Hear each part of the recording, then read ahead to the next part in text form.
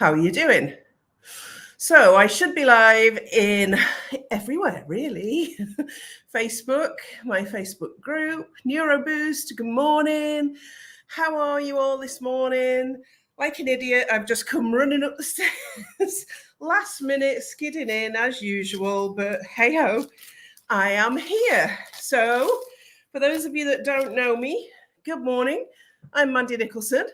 If you couldn't tell from the branding, and I'm the creative genius consultant. So I'm an artist, I'm an author, I'm a creative retreat owner, and I help all the amazing creative and neurodivergent women out there to launch, grow, and scale their businesses and make more money. And today I'm going to be talking to you about fear and how fear can become your servant, not your enemy. We all are held back and are held down sometimes by fear. It sits at the back of so many things. You may not even realize that fear is there and the driving force behind how you are feeling at any one time, because it's an innate response and it's not necessarily a negative response. So let's start there, shall we? Fear is a human emotion designed to keep us safe.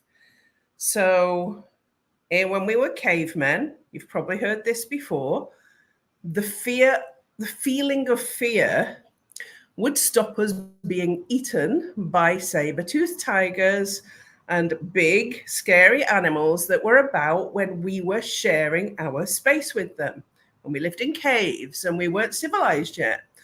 Fear was a really useful response that would stop us and make us think before taking action. And it's exactly the same response today. When you feel fear, it's actually your body telling you to assess the situation. That does not mean fear should be enough to stop you doing the things you want to do. So that's where I want to start today, is really diving deep into what the response has become in our civilized society. So I'm on three different cameras here, so if I'm not looking at you, that's why. Also, add to that, you're creative, neurodivergent, and your brain works in different ways, mysterious and often paradoxical ways. Your thinking is a defining characteristic of you, but can change and adapt to different events and situations. So what is also often present, to the detriment of the creative and neurodivergent person, is an immense amount of fear. Everything is always a little bit more scary for many reasons, and it can manifest itself in so many different ways. So if you're creative, comparing yourself with other creative people, thinking they are better than you and that you're not good enough, therefore fearful of sharing your work with the world. I've seen that in so many of the clients that I work with. The fear of what others will think of you. That covers everyone, creatives, neurodivergent, everybody on the planet, really. The fear of what others will think of your work, of your ideas, of your business, of the way that you look, the way that you show up. There's a lot of fear around that. The debilitating fear that you will fail because you are only this or only that. You're only an artist, you're only a writer, you're only a VA, you're only this or that. Fill in the blank. And this comes from a place of thinking that academia is on a higher plane. And yet I've also seen immense fear, debilitating fear in people who have lots of academic qualifications, who have collected qualifications and still don't feel good enough, feeling that the qualification itself will give them a higher sense of self-esteem and self-confidence. And it doesn't always work that way. You could have a lack of confidence in your own general abilities. So I can paint, but I'm no good at business. Or I can write, but I can't do marketing. Yeah, it can be that. And fear can sit behind that. And actually, it's misunderstanding some of these terms and how you can do all of these things. Fear can manifest as insecurities and limiting beliefs that are ingrained by society's view of women, society's view of creatives, society's view of neurodivergent people, different people, people that are not the same as the societal norm. So that builds insecurities and issues with self-worth. It can manifest as seeing others that are really successful and thinking you'll never be able to do that. So other people that maybe do something similar to you that are hugely successful and apparently making lots of money can make you feel really fearful about showing up and sharing what you do. It can manifest as thinking that financial planning is hard and for left-brained people and all of those things associated with that left brain work. And it can manifest as fear of success. Fear is sneaky. It comes in many ways. How will I cope and produce enough good work if I'm successful? How will I cope if I'm successful and I've got to hire a team and do VAT and pay tax and all of those things?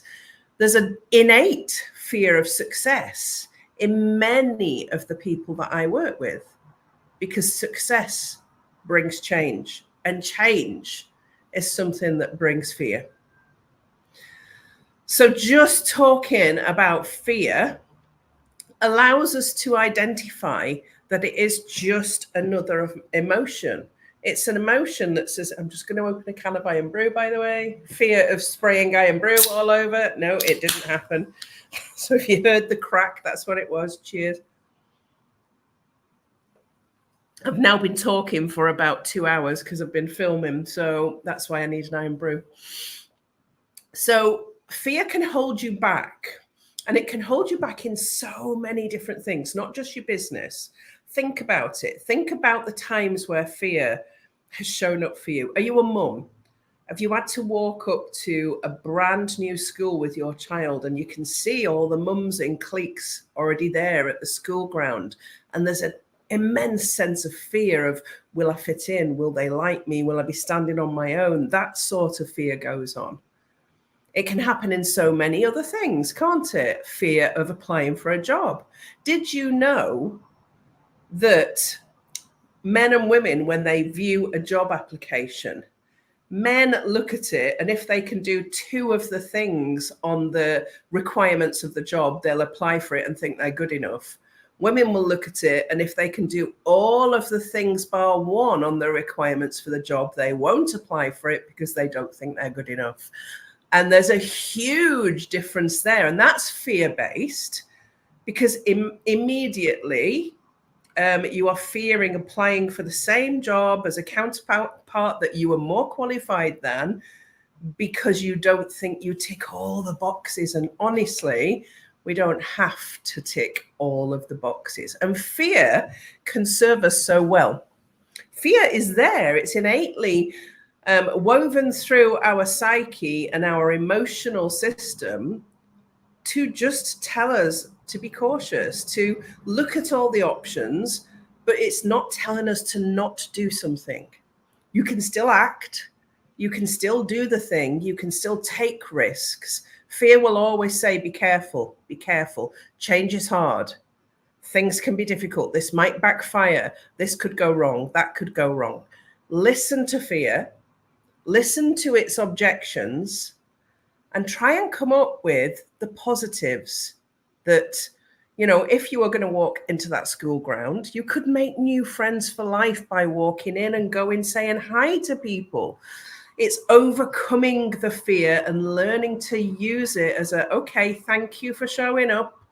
Thank you for your perspective. However, I'm going to do this anyway and see what happens. Fear will disappear as soon as you make that rational decision. So attached to this document is my very simple downloadable. I've had this freebie for years now. Top 10 tips on how to overcome fear when it shows up and make positive decisions to move you and your ideas forward. So it's nothing more than a couple of PDF pages, just giving you some suggestions of things that you can do to help you to diminish the fear that's showing up and holding you back. Because often we are rolling, in fact, most of the time, we are performing at 10% of our potential. 20% if you're really going for it. But we are still a long way from our potential, our 100% potential. And that is due to fear of change, fear of risk, fear of going for our dreams, fear of what people will think of us, fear of comparisonitis, limiting beliefs. All of those sit behind. And if you don't do the work and don't actually address some of those issues, fear's going to win every single time.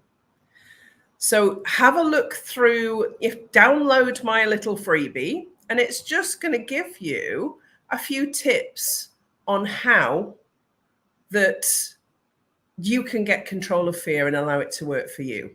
And I've also got a few reminders on there for all of the creatives and all of the neurodivergent people that may be watching this on replay, maybe watching it live. Unlikely, it's the middle of the summer holidays. Nobody's watching anything at the minute, but we do it anyway because fear could tell me that it's the school holidays and nobody's watching lives at the moment and nobody's commenting on them and nobody's there. It's like a ghost town. So why bother? Why bother? Because if one person watches this, there's experiencing fear that I can help to move forward even just a tiny little bit, then it was worth my time, wasn't it? And that's overcoming fear and giving yourself a purpose and a reason to actually still do things.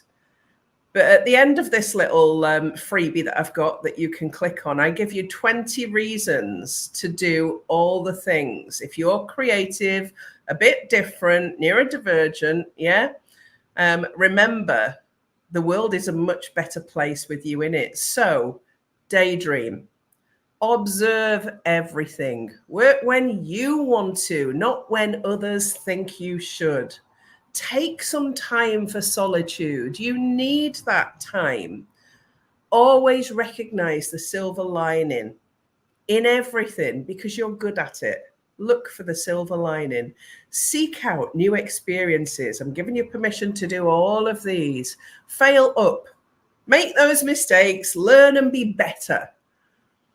Ask big questions. Be the annoying person in the room that asks questions all the time and irritates everybody. Never stop doing that.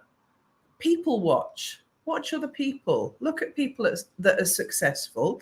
Look at what they do. Look at what they say. Look at how they show up. Look at how they behave and decide what you like and you don't like. Take risks. Take risks. It's the one thing we're all scared of doing, but it's the biggest thing that moves you forward. View life as an opportunity. All of life, everything in life, view it as an opportunity. Follow your true passion. Get out of your own head. I'm telling you now, that's a place you don't want to be because in there is somebody telling you you can't, and it's fear. Lose track of time. Allow yourself to just go with the flow and lose track of time. Surround yourself with beauty. If you are neurodivergent or creative, I know that you like nice things and you are going to have, if I turned this camera around now, you'd be horrified at the amount of stuff on the other side of it because I like nice things. Yeah. Connect the dots because you're good at that. Connect the dots when nobody else can. Shake things up a bit. You know, you're the one in the room that can shake things up a bit. So do it. Absolutely, 100% rock the boat. Be the real you. But make some time for mindfulness. Notice your surroundings. Ultimately, trust your gut because it's usually telling you the truth. Even if fear is involved, if your guts say and do it anyway, do it anyway. And for all the creatives out there, wear dungarees covered in paint, covered in clay, covered in whatever, and show up in that. You don't have to dress up and be somebody that you're not.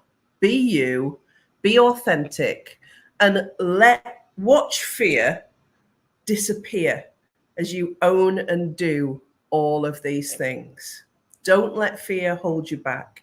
You are too important and too special to not be 100% your authentic self. So that's my 2 penneth on fear in the school holidays when nobody's watching. I hope you watch it on replay. Download my little freebie so that you've got it printed out for you. It's all nice and done in my brand colors. And I will see you again next week, whether anybody's watching or not, with a different topic. So have an awesome day. Have an awesome week. And I'll see you in a week's time. And if you do something that you were hiding in your comfort zone not doing this next week because you watched this, let me know. Lots of love.